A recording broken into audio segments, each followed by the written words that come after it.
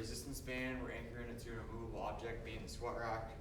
At home, you can just take a resistance band, tie a knot, open a door, put the knot closest to the door hinge, close the door, or you can take the band, loop it around the door handle, close the door, so that way the band won't come out when you're pulling on it. So, split stance position, we're just holding that bottom position to where our knees just slightly off the ground.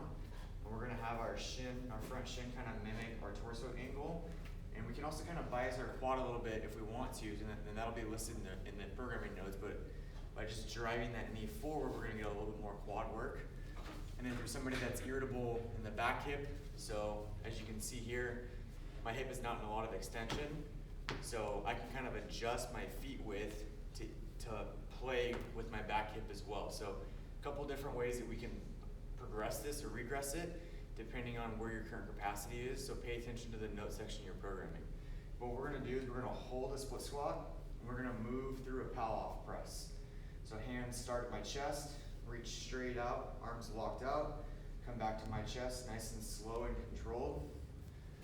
And then you would do the opposite leg forward on the subsequent set. So if I'm doing my split stance and my outside leg is forward, I flip around the opposite side, get my outside leg forward.